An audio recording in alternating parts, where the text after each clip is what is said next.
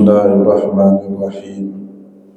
Assalamualaikum warahmatullahi wabarakatuh.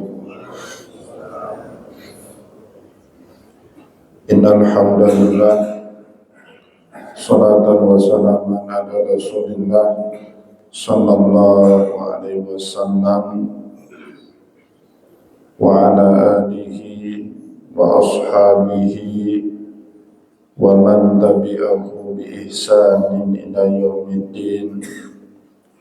Summa amma ba'du. Puji dan syukur senantiasa dan tidak pernah bosan-bosannya kita panjatkan kehadirat Sang Maha Pencipta Allah Subhanahu wa Ta'ala,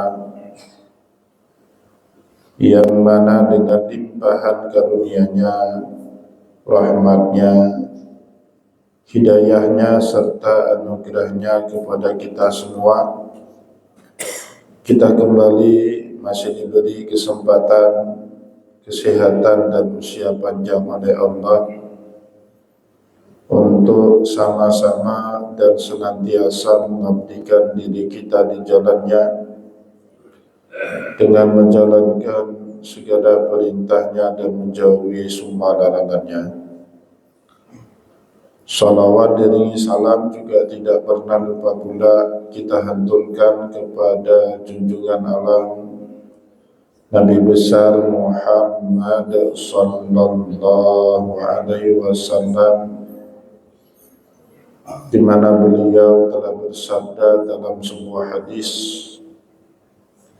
"Man salaka tariqan yaltamisu fihi ilman, sahalallahu lahu bihi tariqan ilal jannah." Barang siapa yang meniti sebuah jalan untuk menuntut ilmu agama Allah, maka niscaya Allah Subhanahu wa Ta'ala mudahkan baginya jalan menuju ke surganya Allah. Bapak Ibu kaum muslimin dan muslimat jamaah salat subuh yang diberkati oleh Allah, mari pada kesempatan subuh yang penuh dengan keberkahan ini, sambil kembali kita niat iktikaf di rumah Allah, mari sama-sama kita kembali melanjutkan pengajian tasawuf kita dengan kitab Al-Hikam karya Imam Ibnu Athaillah Iskandari rahimahullahu ta'ala anhu. Dan insyaAllah pada kesempatan subuh ini kita akan melanjutkan bacaan kita dengan kata hikmah ke-101, di mana pada kata hikmah ke-101 ini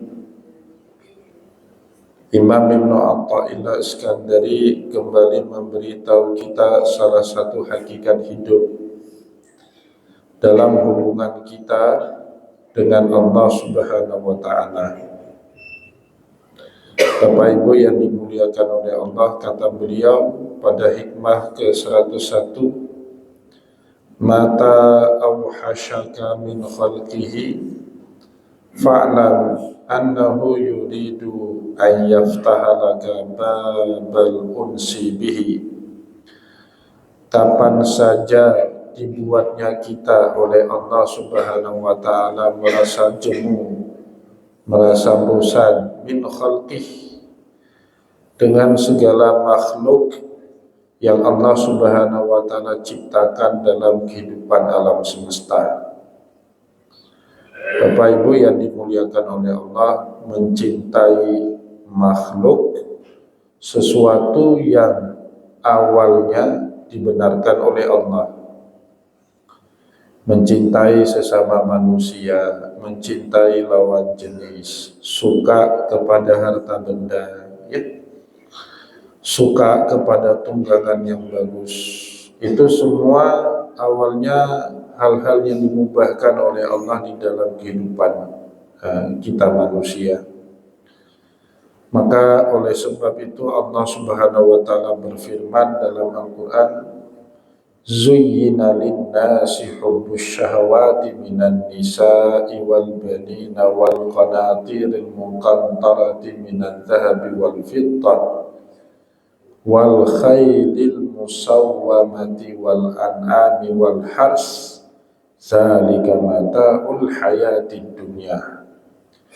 Zuyyina lin-nas, diberikan kesenangan oleh Allah pada pandangan mata manusia. Hubbus syahawati minan nisa, kecintaan syahwat bagi laki-laki terhadap perempuan dan juga sebaliknya bagi perempuan terhadap laki-laki. Hubbus syahawati minan nisa wal banin, senang manusia ini punya anak keturunan, ya, punya anak laki-laki ataupun perempuan, punya cucu, ya, itu termasuk kebahagiaan yang Allah Subhanahu wa taala bolehkan bagi kita dalam kehidupan ini. Zuyyina lin-nasi hubbus syahawati minan nisa'i wal banina wal qanatiril muqantarah. Begitu juga kita manusia diberikan kesenangan oleh Allah menumpuk-numpuk harta. Ya, punya rumah dah cukup satu, punya mobil ada 5 di garasi, padahal di rumah itu cuma 3 orang penghuninya, mobilnya 5. Itu kesenangan yang Allah Subhanahu wa taala berikan dalam kehidupan kita. Wal qanatiril muqantarati minadh dhahabi wal fiddah, punya simpanan emas, punya simpanan perak. Wal khailil musawwamati wal an'ami wal hars, senang melihat hewan ternak, punya sapi, punya kambing, bahkan punya kuda di mana-mana. Al-hars, punya lahan, punya sawah, punya ladang, punya kebun di mana-mana. Zalika mata'ul hayatid dunya, kata Allah, itu bagian daripada kesenangan manusia dalam kehidupan dunia. Maka oleh itu pula Allah Subhanahu wa taala mengkritik keras siapapun yang berusaha mengharamkan hal-hal tersebut. Hal itu mubah, Bapak Ibu, enggak ada yang haram. Maka Allah marah betul kepada manusia yang mengharamkan perkara-perkara yang dimubahkan oleh Allah Subhanahu wa taala. Qul man harrama zinatallahi allati akhraja li'ibadihi wa thayyibati minar rizq. Katakanlah Muhammad kepada umatmu, siapa di antara mereka yang berusaha mengharamkan segala perhiasan yang telah Allah Subhanahu wa taala ciptakan untuk kepentingan manusia di dalam kehidupan ini. Emas, perak, hewan tunggangan, ya, kebun, sawah, ladang. Itu semua Allah Subhanahu wa taala peruntukkan kepada kita umat manusia. Maka jangan coba-coba mengharamkan apapun yang dibolehkan oleh Allah Subhanahu wa taala. Tetapi Bapak Ibu yang dimuliakan oleh Allah, di dalam hadis sahih baginda kita Rasulullah sallallahu alaihi wasallam juga menyebut kalau Tuhan yang kita sembah itu zat yang maha pencemburu. Nah, ini repotnya. Kita punya Tuhan itu sangat pencemburu dia. Kata Rasulullah, dan orang yang paling tahu bagaimana Allah kan Nabi Muhammad sallallahu alaihi wasallam, yang paling tahu bagaimana karakter Tuhan kita, bagaimana sifat Tuhan kita. Kalau kita tahu sifat Allah itu dari kitabnya para ulama, Bapak Ibu, kita diajari dari dulu sama guru-guru kita, kalau Allah punya sifat wajib yang 20 kan, wujud, qidam, baqa, mukhalafatu bihawadis, qiyamuhu bi nafsihi wahdaniyah, dan seterusnya. Kita hafalkan itu, tapi kita belum tentu merasa seperti berinteraksi langsung dengan Allah, ya. Jadi orang yang tahu misalnya saya dari dengar-dengar beda dengan orang yang kenal saya karena sudah hidup bersama dengan saya, itu beda, Pak. Misalnya saya tahu Pak Mahdi, cuma dengar-dengar dari kabar orang, dari teman beliau, dari tetangga beliau. Itu beda kalau saya langsung berinteraksi sehari-hari dengan Pak Mahdi. Nah, kalau kita ini Bapak Ibu kenal Allah karena ngafal, karena diberitahu, kan itu. Baginda Rasulullah berinteraksi intim bersama dengan Allah setiap hari. Nah, maka Bapak Ibu, orang yang paling tahu bagaimana Tuhan kita Allah itu tiada lain adalah Baginda Rasulullah Sallallahu Alaihi Wasallam. Sebab itu Nabi Muhammad berkata dalam satu hadis mengenai sifat Nabi yang tidak terjelaskan dalam sifat 20 yang wajib, dalam sifat 20 yang mustahil, dan sifat Allah yang jaiz. Apa itu sifat Allah yang diceritakan oleh Nabi kita Muhammad? Innallaha yagharun. Tuhan yang kita sembah, yang kita sebut dengan nama Allah itu ternyata maha pencemburu, Bapak Ibu. Zat yang sangat cemburu. Tetapi juga di sisi yang lain, Tuhan kita Allah itu zat yang sangat mencintai makhluk yang telah Ia ciptakan. Kenapa Allah Subhanahu wa Ta'ala menciptakan alam semesta ini bersama dengan isinya termasuk kita manusia? Nah, itu jawabannya dalam hadis qudsi, karena cintanya Allah. Ya, kuntu kanzan makhfiyan, kata Allah, dulunya aku itu seperti harta karun yang tersembunyi, tidak ada yang mengenaliku. Fa'ahbabtu an urafah, aku cinta dikenali. Jadi Allah itu sangat suka dengan makhluk yang berusaha berkenalan dengan Allah Subhanahu wa Ta'ala. Nah, Bapak Ibu belajar seperti ini, berusaha kenalan dengan Allah, itu salah satu perkara yang paling disukai, yang paling dicintai oleh Allah Subhanahu wa Ta'ala. Nah, maka biasanya Bapak Ibu adanya cemburu karena cinta. Ya, kalau nggak ada cinta, mana ada cemburu. Ya, kalau kita suka dengan seorang perempuan misalnya, kita akan sangat cemburu. Ya, maka jangan heran ibu, terutama bapak-bapak ya, kalau ibunya itu marah, kalau bapak-bapak ngomong tentang perempuan lain, itu tanda cinta. Ya, justru bapak-bapak ini kehilangan cinta seorang ibu kalau tidak ada lagi 3 hal. Ya. Kalau ibu-ibunya nggak cerewet lagi di rumah, nggak senang cari masalah dengan bapaknya di rumah, dan nggak cemburu, nah itu tandanya istri kita nggak cinta lagi sama kita. Tapi kalau kita pulang ke rumah dicerewetin, ini apa nih bapak telah pulang? Kan janjinya tadi jam 9. Itu masih ada cinta sama si ibu, sama si bapaknya. Senang cari masalah kecil jadi besar, itu masih ada cinta dari seorang wanita kepada suaminya, ya. Cemburu, bahkan Rasulullah menyebut bagi suami istri itu kalau sudah tidak ada lagi rasa cemburu, itu namanya dayus, ya, penyakit itu, ya, penyakit dalam rumah tangga Bapak Ibu, disebut oleh Nabi di dalam hadis namanya dayus. Si ibu tidak cemburu, si bapaknya bersama dengan perempuan lain, itu dayus itu namanya.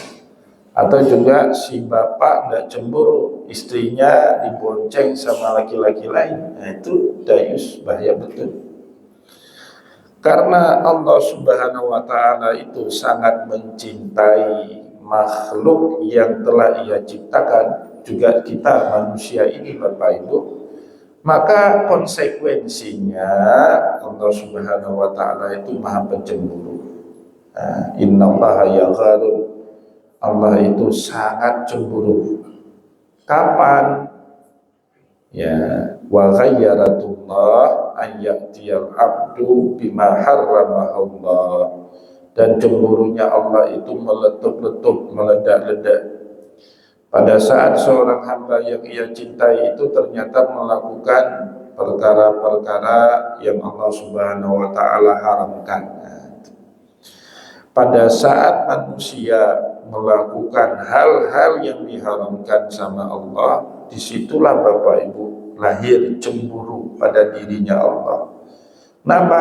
Karena sudah dilarang kita lakukan lagi, padahal Allah sangat sayang sama kita. Tidak ada satupun Bapak Ibu yang Allah Subhanahu wa Ta'ala larang dalam kehidupan kita ini kecuali untuk kebaikan makhluk yang Ia cintai. Ya kan? Allah contohnya apa? Mengharamkan khamar. Apa manfaatnya buat Allah? Allah haramkan itu. Tidak ada manfaatnya. Manfaatnya buat kita sendiri manusia. Khamar itu Bapak Ibu merusak tubuh kita, merusak sel-sel dan jaringan otak kita. Orang gak sehat lagi kalau sudah minum khamar, mabuk-mabukan, hilang kesadarannya. Nah, maka Allah Subhanahu wa Ta'ala kepingin maslahat kepada makhluk yang Ia cintai, diharamkanlah khamar, ya. Allah Subhanahu wa Ta'ala mengharamkan perjudian. Apa manfaatnya bagi Allah? Tidak ada, Bapak Ibu. Manfaat di balik haramnya judi itu untuk kita manusia, makhluk yang sangat Ia cintai. Tidak akan beruntung orang yang main judi itu, tidak pernah menang. Yang menang bandar judi, iya.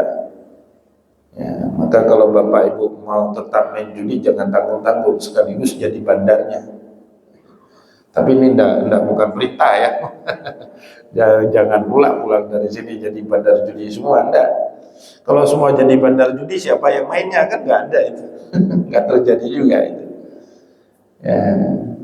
Semua manfaatnya buat kita manusia, Bapak Ibu. Kenapa? Karena Allah sangat mencintai kita.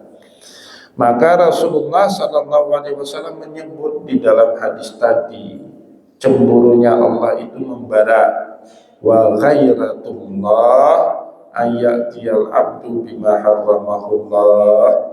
Membara cemburunya Allah kepada kita manusia pada saat kita melakukan hal-hal yang diharamkan sama Allah. Kenapa? Karena hal yang diharamkan sama Allah manfaatnya bukan buat Allah, tetapi manfaatnya buat diri manusia yang sangat dicintai sama Allah. Ya. Bagaimana dengan perkara-perkara mubah tadi?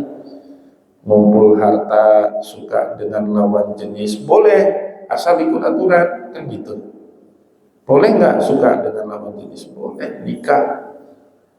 Nah, nikahnya gimana? Boleh bagi laki-laki 1, 2, 3, 4 kan? Bagi saya Bapak Ibu terhormat betul laki-laki mampu bagi uang dan juga mampu dengan fisik, dia menikah 2, 3, 4, terhormat itu. Mohon maaf ibu-ibu kalau nggak setuju. Daripada punya simpanan sana sini berzina, itu tidak terhormat. Nah, maka kemarin waktu saya 10 hari di Malaysia itu Bapak Ibu rata-rata toki-toki Malaysia atau ulama-ulama, pejabat-pejabat di Malaysia itu istrinya lebih dari 1. Ada yang 2, ada yang 3, dan akur. Di Kelantan kita dijemput, diundang makan siang ke rumah salah satu pengusaha di Kelantan. Kita makan di rumah istri ketiganya. Istri ketiganya itu usia 30 tahun. Tapi yang bantu-bantu itu anak dari istri yang pertama, seusia dengan istri yang ketiga. Kan akur itu. Ya. Tapi kalau di Aceh Bapak Ibu, nyawa taruhannya itu. Ya Ibu ya, nyawa taruhannya itu kalau berani bapak-bapak ini. Maka bapak-bapak ini, ibu-ibu, ini saya bocorkan. Kalau duduk di kedai kopi sama saya ngomong poligami, bak singa, seperti macan, sepertinya kayaknya mau poligami segera hari itu juga. Tapi nanti waktu pulang ke rumah, ya.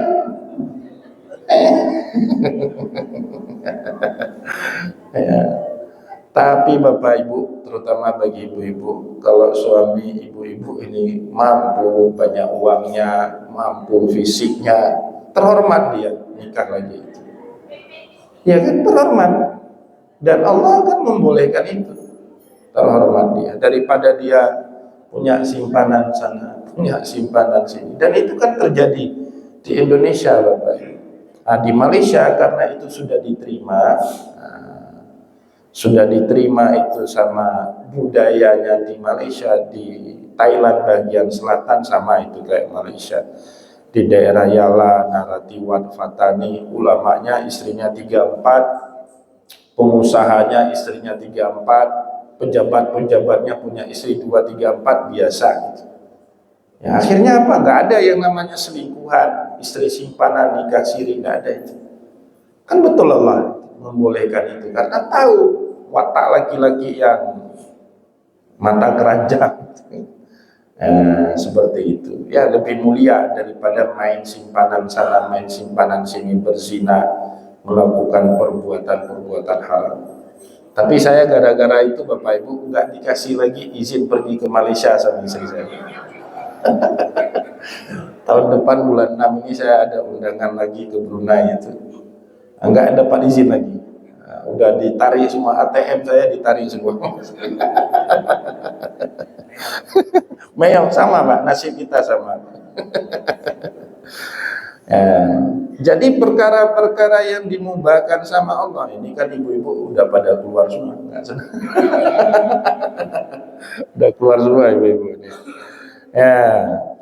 Tapi gara-gara yang dibolehkan sama Allah itu mubah, ya nggak usah kita haramkan yang mubah itu, yang dibenarkan sama syariat ya. Tetapi Bapak Ibu, karena ilmu, sebabnya 3 nanti ya. Ada karena ilmu, ada karena bergelut dengan dinamika kehidupan, ada juga karena usia. Nanti Allah Subhanahu wa Ta'ala akan membuat kita jenuh, bosan dengan perkara-perkara duniawi itu semua. Maka disebut di sini oleh Imam Ibnu Athaillah Iskandari, mata auhasyaka min khalqih. Kapan saja Allah Subhanahu wa Ta'ala membuat kita bosan, membuat kita jenuh, termasuk juga dengan perkara-perkara yang selama ini dibolehkan sama Allah. Orang cari harta lah, kerja juga itu, don kasih mata-matanya. Nah, itu sebabnya 3 nanti Pak. Matang karena ilmu kita, makin banyak ilmu, makin bosan kita dengan hal-hal yang sifatnya duniawi. Atau dibuatnya matang karena kita bergelut dengan dinamika kehidupan. Sudah bosan kita seperti itu Pak. Ya, karena apa? Karena kita sudah pernah ngalami ngerebut sana, ngerebut sini, sikut sana, sikut sini, numpuk utang sana, numpuk utang sini. Bahkan ngangkat telepon orang pun tidak berani. Kenapa? Tahu penagih hutang semua itu yang nelpon kita itu. Nah, itu sebab yang kedua, dinamika kehidupan. Atau sebab yang ketiga karena usia. Ya, biasanya anak-anak muda nggak akan ngerti ini. Mana kita nggak suka dunia? Semua kita suka dunia, suka punya mobil mewah, suka punya rumah gede, ya kan? Suka punya istri cantik, itu kan semua kita. Tapi karena perjalanan usia nanti Bapak Ibu, mungkin 60 atau 70 tahun, nggak main lagi kita di situ. Itu yang dimaksud dengan mata auhasyaka min khalqih. Saya kemarin hari Rabu diajak jalan-jalan sama Pak Haji Khawari ya, salah satu pengusaha besar Aceh Raya itu yang punya hotel hijrah itu. Mobilnya Pak lebih jelek daripada mobil saya. Yang punya hotel hijrah lagi bangun masjid sendiri, dia bangun masjid Pak. Ada tanah di Kayele, tanah dia itu sekitar 10 hektar, sawah semua itu di depan komplek tentara itu dia buat masjid. Sendiri dia buat masjid, nggak mau terima bantuan orang lain. Saya bilang, saya ini nanti lantai saf 1, saf 2 ini saya tanggung granitnya. Nggak boleh Pak Ustadz. Lah, kok main monopoli pahala sendiri? Bangun masjid sendiri. Tapi mobilnya Pak lebih jelek daripada mobil saya. Sehingga saya candain beliau, ini nggak nampak kalau seperti ini mobil toki besar, saya bilang kan. Ke pulau Tanjung Kaduha, itu dia Pak.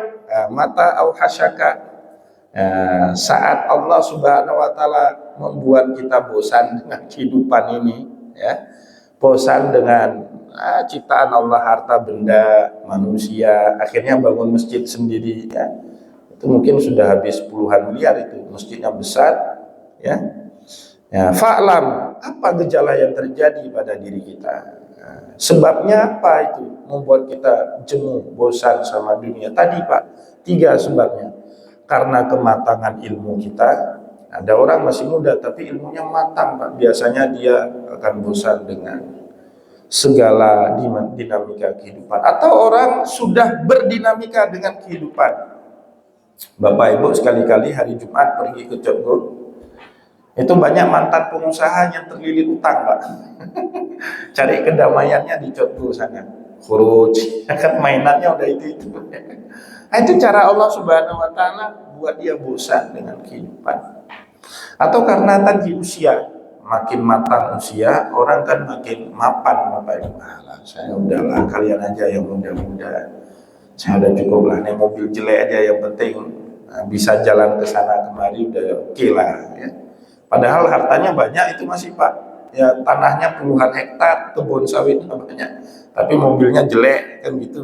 Fa'lam, ketahuilah, annahu yuridu ayyaftahalaka babal unsi bihi. Itulah saat Allah Subhanahu Wa Taala kepingin membukakan pintu cintanya kepada kita selama ini. Jadi Allah minta fokus kita bukan lagi sama makhluknya, ya, tetapi Allah kepingin fokus kita itu hanya untuk dirinya semata. Kenapa? Ya tadi, Tuhan kita itu maha pencemburu Bapak Ibu. Selama ini cukuplah 70 tahun kita ngejar makhluk, ngejar emas, ngejar perak, ngejar dolar. Rupiah dikejar nggak? Nggak usah dikejar rupiah. Ya, yang ada kena inflasi. Nah, dolar boleh lah. Tapi sekarang udah dibuatnya kita jenuh, bosan semua. Dan akhirnya apa? Allah Subhanahu Wa Taala membukakan pintu kepada hamba itu untuk hanya fokus kepada Allah Subhanahu Wa Taala. Apa itu tandanya? Allah Subhanahu Wa Taala sedang sangat cinta kepada hamba itu. Kalau Bapak Ibu mengalami fase itu, biasanya yang sudah sepuh-sepuh mengalami. Tapi kalau sudah sepuh belum mengalami juga, sepertinya kurang ajar itu. Ya, kalau sudah uban bertabur di atas kepala, ya, tulang sudah kulit sudah kendur, ya, mata sudah kabur, gigi sudah gugur, tapi masih kepingin seperti anak muda, kepingin mobil baru, kepingin ini baru, itu kayaknya tidak benar, kurang benar, ya.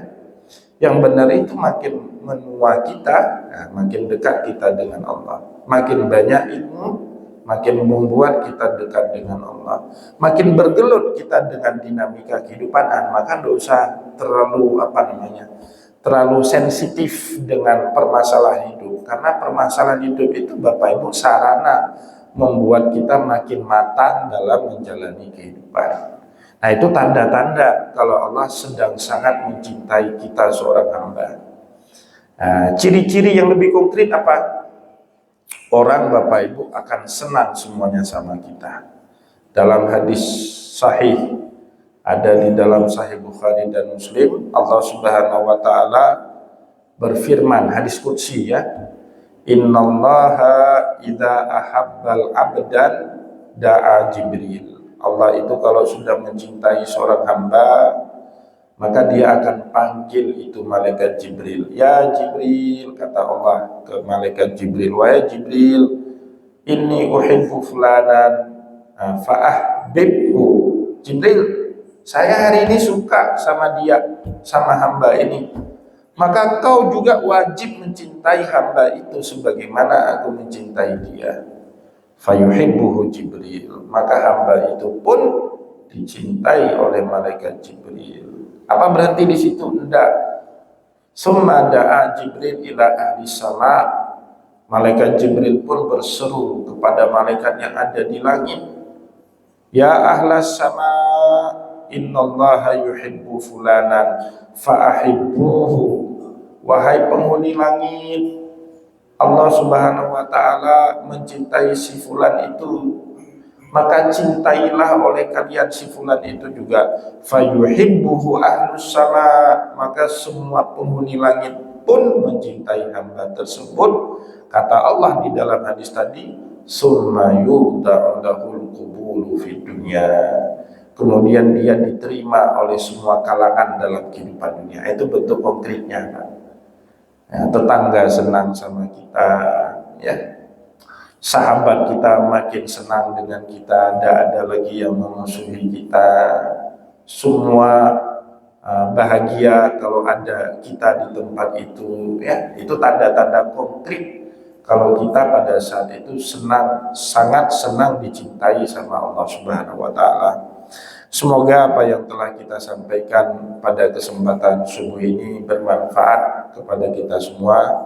Saya mohon maaf jika ada yang tidak berkenan kata-kata ataupun sikap, terutama bagi ibu-ibu pada subuh ini. Kalau enggak nanti diboikot pengajian saya. Wallahu muwaffiq ila aqwamit thariq wa nasrun minallah fatun karim. Wassalamualaikum warahmatullahi wabarakatuh.